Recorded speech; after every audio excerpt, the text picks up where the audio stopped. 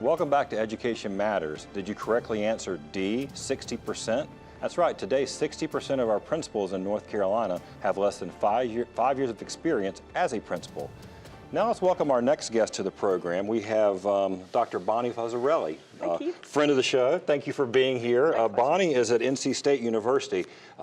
She, in addition to being the director of the Northeast Leadership Academy out of NC State, you're also a professor in the department. I'll make sure I get this right. Educational Leadership, Policy, and Human Development. But really, you do a lot of research and teaching on the whole area of leadership and education. So I think you're a perfect guest for us. Well, thank you. Thank you very much for having me here, because talking about leadership and leadership development is one of my passions, and it's actually one of the most important things that we can be talking about in education. Well, let's go right to it then. Why? Why are principals essential to school performance? Why are they important?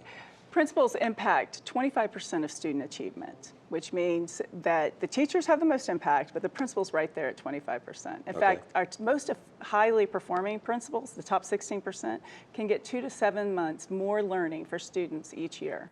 And importantly, the effective principals, they help to retain really great teachers. Right. In fact, I think we're going to have one of our stats we'll have on screen during one of the commercial breaks talks about North Carolina teachers. I know you're familiar with that study that said that was the main or the number one determining factor for a teacher returning to their school or even staying in teaching is the principal. That's right. So, well, how do they do it? I mean, how does the one person who's managing that school have that kind of impact on individual student achievements? Or what's the secret sauce? Well, principals set the culture. They set the climate, the tone, high expectations, and they actually set the culture to have a joyous learning environment if they're doing it really well, where kids want to be in school and teachers want to be engaged. Your statistic at 60% doesn't surprise me, because nationally we have a turnover rate of 1/4 of the principals turnover every year, and about 50% of principals stop being principals by the 3rd year. Wow. And that tells us there's a real problem. There's a problem with the job, and there's a problem with the preparation.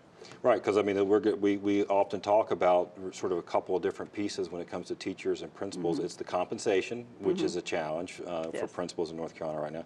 Also, the lack of sort of support and development. This is a tough job. Right. So what makes programs like the one that you lead out of NC State unique? Well, I think part of it is getting people really well prepared for the job so that they don't do that turnover that we were just talking about. That actually would save poor districts over $36 million in the United States. Principal turnover is very expensive for high poverty districts. $163 million would be saved nationally if we didn't have such turnover. Having to go in and basically retrain over and over again. That's right, retraining, placement costs, human resources, all of those things.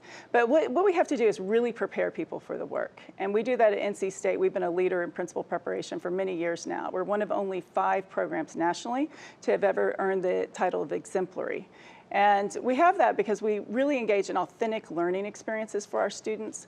We work closely with the districts to make sure that we're training them on the right strategies.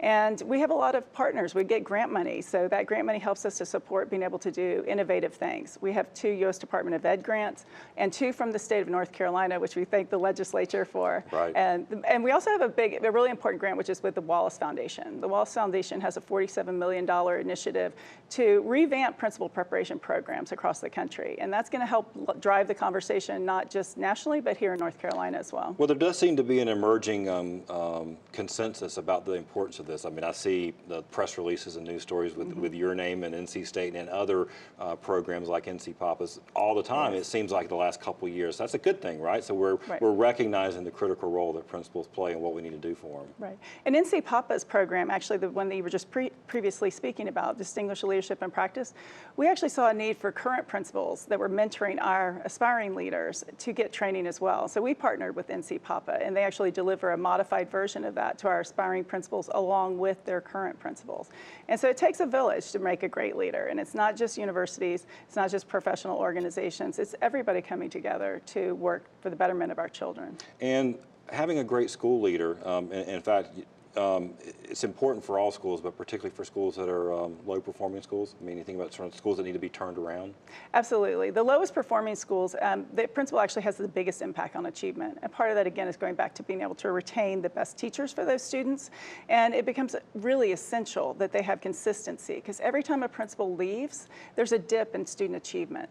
And I know for us, our fellows are coming out of our program ready to hit the ground running. I'll give you an example of Carol Mazzell in Bertie County. When she came into her school, it was around 30-something% proficiency. In less than 2 years, she took that school from an F school to a C school, and they're still moving on ahead.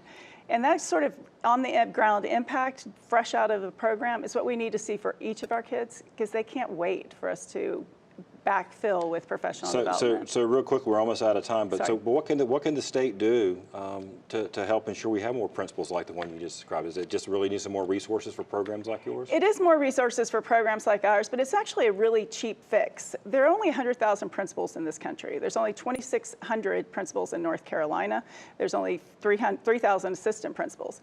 If you were actually to take the cost of putting each of those folks through a really rigorous, high-quality program like we have at NC State, you could actually spread that across all of students. It'd be about $6 per student. Wow. And so it's a good investment. It's an investment that you would want for your children to have an excellent leader in their school, and it's one we should be doing because our international competitors are doing that. It sounds like a great idea and a great investment. Thank you for being on and talking about it. We'll have to have you on more. I feel like we just scratched the surface. So thanks, Bonnie. Thanks, Keith. After the break, this week's Leadership Spotlight.